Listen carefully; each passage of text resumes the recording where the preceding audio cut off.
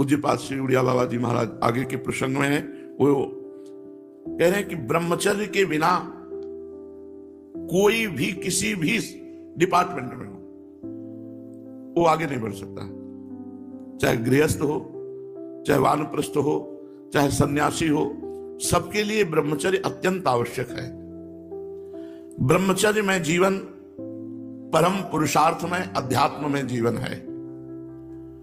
जो ब्रह्मचर्य धारण नहीं करते हैं वो न सदगृहस्थ बन पाते हैं, ना वो वानप्रस्थ, ना वो सन्यासी, फिर और लौकिक पढ़ाई या लौकिक उन्नति, इसके लिए भी ब्रह्मचर्य की अत्यंत आवश्यकता है। ये भोग बुद्धि जब तक हमारे हृदय में बनी रहेगी तब तक लौकिक पारलौकिक उन्नति नहीं होगी। आज बड़ी दुर्दशा है कि ब्रह्मचर्य का खिलवाड़ बनाकर नाश किया जाता है। पूज्यपाद श्री उड़िया बाबा जी कह रहे हैं अष्ट मैथुनों के द्वारा ब्रह्मचर्य का नाश होता है। पहला अष्ट मैथुन में किसी जगह आपने पढ़ा काम संबंधी बात, या आपने किसी जीव को भोग करते हुए देखा, पशु पक्षी किसी को, या आपने चित्र देखा या चलचित्र देखा भोग संबंधी, तो आपके हृदय का चिंतन होगा काम का। और हृदय में एक नाड़ी है, भीष्म पितामह जी ने महाभारत में वर्णन किया है, बहुत सुंदर व्याख्या की है ब्रह्मचर्य के विषय में।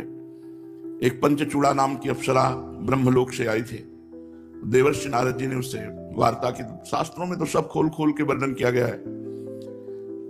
मूल जो धर्म का मूल है, अध्यात्म का मूल है, वो ब्रह्मचर्य है। इस पर चर्चा प्राय नहीं होती है, संकोच होगा। और जब ब्रह्मचर्य पर चर्चा नहीं होगी तो नींव मजबूत नहीं, आप महल कितना बढ़िया बना दो भर भरा के गिर जाएगा, उसमें कोई महत्व नहीं। ब्रह्मचर्य बहुत आवश्यक वस्तु है। तो पहला है किसी जगह हमने पढ़ा काम संबंधी बात, या हमने काम संबंधी क्रीड़ा देखी, पशु पक्षी किसी की भी, या हमने चित्रगंधा देखा या चलचित्र देखा, जो आज सिनेमा आदि में, मोबाइल आदि में आप सर्च करके देखते हैं बहुत।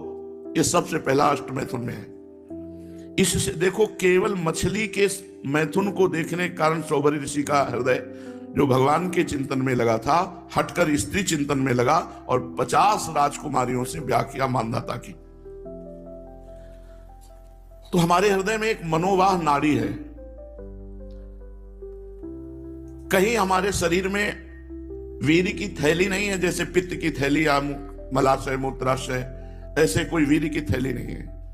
उस मनोवाह नाड़ी को रक्त की मथानी कहते हैं। जहां हम गाढ़ चिंतन काम किया तो अष्ट मैथुन में पहला मैथुन हो गया। वो मनोवाह नाड़ी पूरे शरीर से रक्त से मथ करके वीर्य को एकत्रित कर देगी। अब वो शौच के समय, जहां शौच में ताकत लगाए तहां वो निकल जाएगा, या स्वप्न के समय, रात्रि में सोते समय निकल जाएगा। बहुत इस सुनने लायक बात है, इसको यह ना समझा जाए कि सांसारिक बात। इसी में आज हमारी पीढ़ी नष्ट हो रही है। तो उपासक को अष्ट मैथुन में पहले मैथुन का त्याग करें। ना कोई ऐसी किताब पढ़े जिसमें काम संबंधी बातें लिखी हो, ना किसी जीव को मैथुन करते हुए देखे, ना कोई चित्र ऐसा गंदा देखे, और ना उसका चिंतन बनने पावे। चिंतन बना तो हो गया, पहला मैथुन हो गया, उसी से आप पतित हो जाएंगे। भगवान ने गीता जी में कहा, ध्यायतो विषयान पुंसान संगास्तेषु उपजायते, संगात संजायते कामा, कामात क्रोधो विजायते, क्रोधात भवति सम्मोहा, सम्मोहा स्मृति विभ्रमा, स्मृति भ्रंशात बुद्धिनाशो, बुद्धिनाशात प्रणश्यति सर्वनाश। जब हम काम का चिंतन करते हैं वही हमारा सर्वनाश का कार्य बन गया। बहुत ध्यान से सुनो, कोई चित्र, कोई सिनेमा, कोई मोबाइल से गंदी बात या किसी जीव को मैथुन करते हुए देखना और उसका चिंतन करना, यह पहला मैथुन हुआ। अष्ट मैथुनों में एक में पतित हो जाएगा। दूसरा, 4 पुरुष बैठ करके काम संबंधी स्त्री के अंग प्रत्यंगों का वर्णन करना, काम संबंधी बातें करना, काम संबंधी अश्लील बातों में कितना सुख है ऐसा चर्चा करना। इसके चर्चा करने से चिंतन बनता है। फिर वही बात आ गई, जैसे पहले अष्टमैथुन में, तो दूसरे इसमें भी वही चिंतन होगा। जहां 4 लोग बैठ, बोधयंता परस्परम मच्चित्ता मदगत प्राणा बोधयंता परस्परम कथयंति च माम नित्यम तुष्यंति च रमन्ति च। हमें चाहिए हम 4 लोग बैठकर भगवत चर्चा करें, भगवान के रूप गुण लीला महिमा की चर्चा करें। अगर हम स्त्री संबंधी चर्चा, काम संबंधी चर्चा और काम सुख संबंधी चर्चा, तो हमारे हृदय में मनोवाह नाड़ी एक्टिव हो जाएगी, वो अपने आप हो जाएगी और आपके पूरे शरीर से रक्त को मच करके वीर्य निकाल देगी। और वो किसी भी तरह निकलेगा, तुम्हें पता भी नहीं चलेगा, निकल जाएगा। तीसरा, एकांत में इशारे करना, हास्य विनोद करना, काम भाव से छूना, पास बैठ करके एकांत में चिंतन बनेगा, फिर वही दुर्दशा हो जाएगी। अष्टमैथुनों में तीसरे में कभी भी कहीं भी किसी भी तरह से ब्रह्मचर्य साधन करने वाले को माताओं बहनों के साथ एकांत सेवन नहीं करना चाहिए। बलवान इंद्रिय ग्रामो विद्वानमपि कर्षति। इंद्रियां बड़ी बलवान है, वो बड़े बड़े विद्वानों को भी आकर्षित करके बलात् भ्रष्ट कर देती है। चौथा, एकांत से किसी स्त्री को चोर दृष्टि करते हुए काम भाव से देखना। वो नहीं देख रही, आप छुप कर देख रहे हैं और पूरी तन्मयता से। यह अष्टमैथुनों में चौथा है, किसी भी माता बहन को काम दृष्टि से चोर कर देखना। चोर मतलब एकांत होकर के वो नहीं देख रहे लेकिन आप देख रहे हैं। अष्टमैथुनों में ये चौथा, ये भी आपको भ्रष्ट कर देगा। पांचवा, मुस्कुराहट, हाव भाव, कटाक्ष, वार्ता, ये काम संबंधी करना। मुस्कुरा दिया परस्पर, कटाक्ष कर दिया, हाव भाव कर दिए, अब मिलो या ना मिलो, वो आपका चिंतन बनेगा, चिंतन आपका सर्वनाश कर देगा। छठवां, श्रृंगारिक, शरीर को सजाना। जब हम शरीर को श्रृंगारित करते हैं तो हमारे अंदर रजोगुण आता है और रजोगुण काम उत्पन्न करता है। रजोगुण से ही काम का प्रादुर्भाव होता है। शरीर की सजावट नहीं होनी चाहिए। ब्रह्मचारी को शरीर से उपेक्षा रखनी चाहिए। हमें स्नान दिनचर्या के लिए करना है, वैष्णव श्रृंगार प्रिया प्रीतम की सेवा के लिए करना है।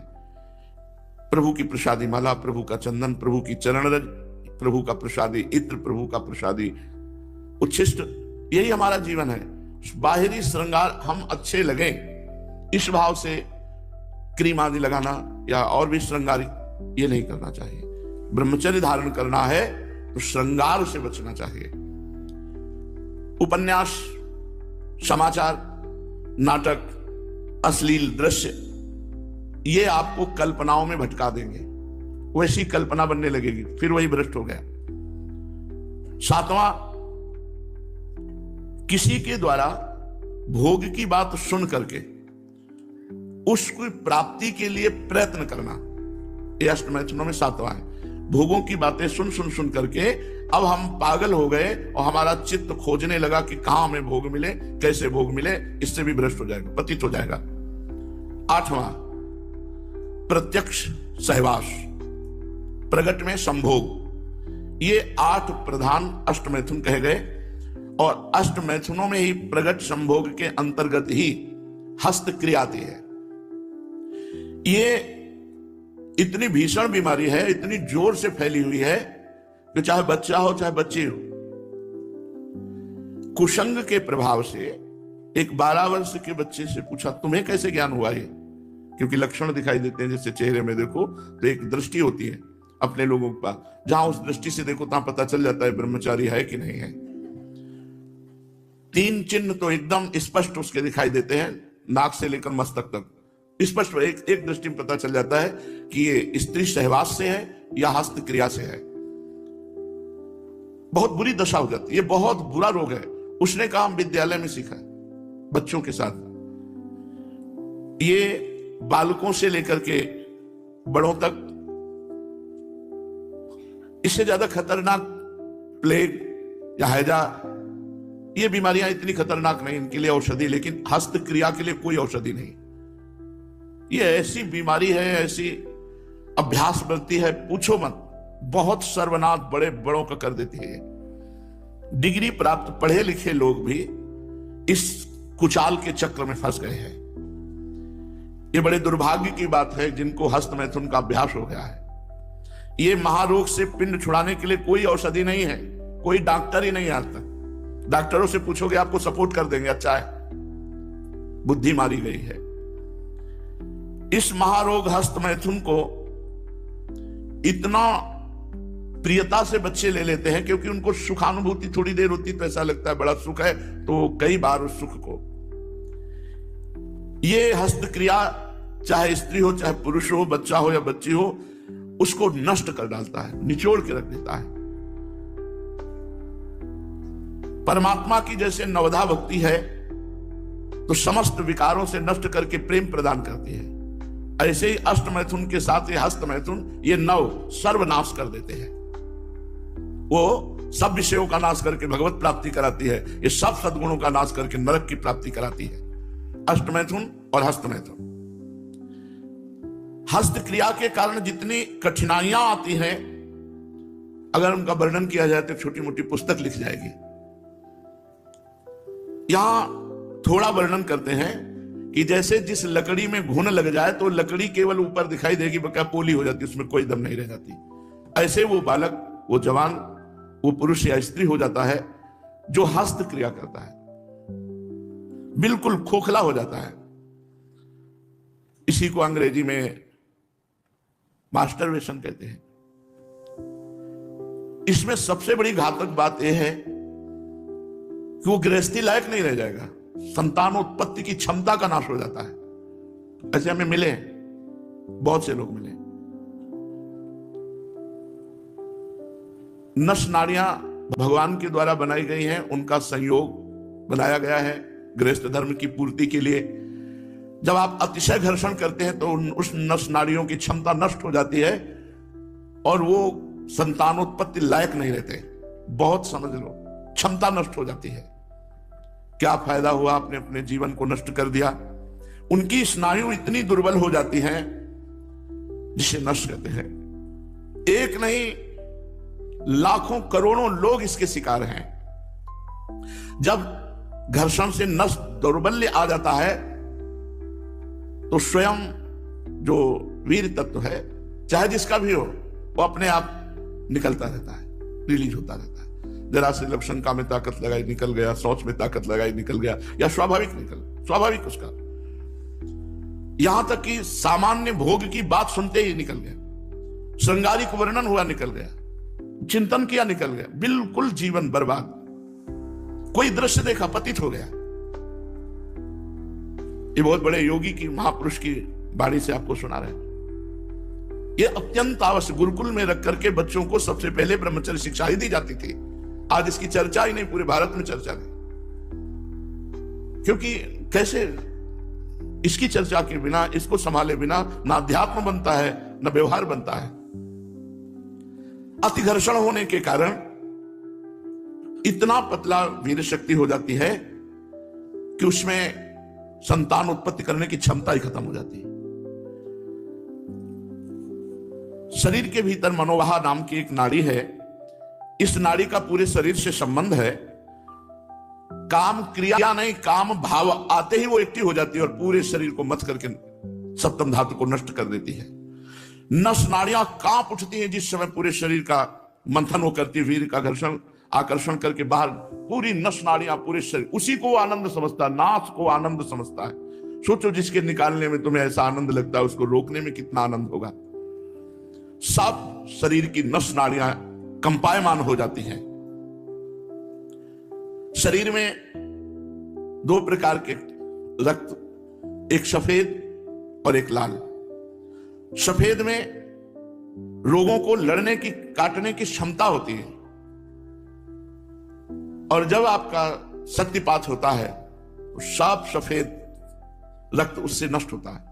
आपके रोगों की लड़ने की क्षमता खत्म हो जाती है। थोड़े ही दिनों में धातु दौर्बल्य, sugar, blood pressure high low, स्वप्न दोष, मधुमेह आदि बड़े बड़े रोग हो जाते हैं। ये रोग इसी से होते हैं। जितना अधिक पुष्ट ब्रह्मचर्य होगा तो ये श्वेत कीट बलवान होते हैं, इतने बलवान हो जाते हैं कि विष को भी पचा जाएगा। श्वेत कीट अर्थात ब्रह्मचर्य ना निकले तो उसमें इतनी क्षमता होगी कि वीर भी अगर वो पुष्ट होकर के मजबूत हो गया तो विष चला जाए तो वो भी उसको मार नहीं सकता। इतनी क्षमता ब्रह्मचर्य में है। विष को पचा डाले, भोजन की क्या बात।